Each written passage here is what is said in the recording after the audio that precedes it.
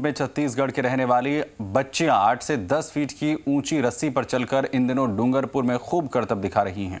उनके करतब को देखकर हर कोई दांतों तले उंगलियां दबा लेता है। पीढ़ियों से चली आ रही इस परंपरा का निर्वहन करने वाली इन बच्चियों के करतब से उनका और परिवार का पेट भी पल रहा है।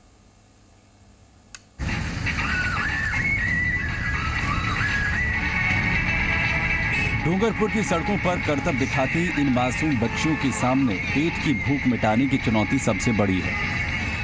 इनका बचपन इन रस्सियों के फंदे में उलझ कर रह गया है। शिक्षा की बात तो इनके सपने में भी नहीं आती। महज 6 से 9 साल की उम्र में ये बच्चियां जान जोखिम में डालकर इन रस्सियों पर चलती हैं ताकि लोगों को रोमांचित कर सकें।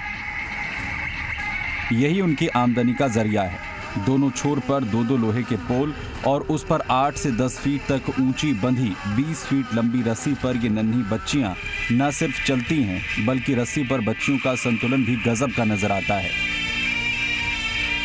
रिंग, थाली, चप्पल और सिर पर लोटा लेकर करतब दिखाना इनके लिए मामूली बात है। करतब दिखाने वाली मधु राजनट ने बताया कि वो 2 साल से इस तरह से करतब कर रही है। उसकी माँ और पिता ने ये करतब उसे सिखाए हैं। मधु स्कूल तो नहीं गई है लेकिन माँ के साथ ही कुछ पढ़ना और लिखना सीख गई है। वो बताती है कि उसके पिता जब उसे रस्सी पर चलने की कला सिखाते थे तब डरती थी, लेकिन अब उसे डर नहीं लगता। थाली से चलता है और एक पैर की थाली में चलता है और चप्पल और लोटा इसके करते हैं। रस्सी छू जाता है तो गिर जाता है।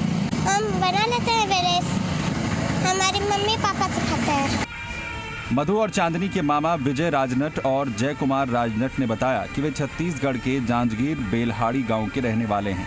उनके परिवार में कई पीढ़ियों से रस्सी पर करतब दिखाते हैं। बच्ची के 5 साल की होने के बाद ही उसे रस्सी पर चलने की ट्रेनिंग शुरू कर देते हैं। 2 महीने में रस्सी पर बैलेंसिंग के साथ करतब सीख लेती है।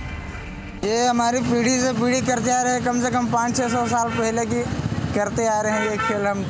हम छत्तीसगढ़ के रहने वाले हैं, जिला जांजगीर चांपा, माल खरोदा तहसील गांव बेलहाड़ी।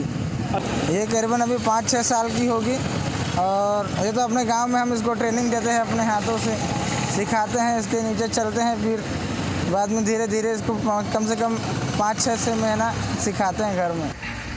बहरहाल अपना पेट पालने के लिए ये राजनट परिवार छत्तीसगढ़ से चलकर विभिन्न राज्यों में जाकर इस करतब को दिखाते हैं। इस करतब से जहां उनकी ये कला आज तक जीवित है, वहीं ये कला उनका पेट भी पाल रही है। लेकिन हैरानी की बात यह है कि सरकार की ओर से इन कलाकारों को कोई मदद नहीं मिलती, जिसके चलते ये परिवार खेलने और पढ़ने की उम्र में अपनी बच्चियों को मौत के इस खेल को सिखाने और करतब करवाने के लिए मजबूर है।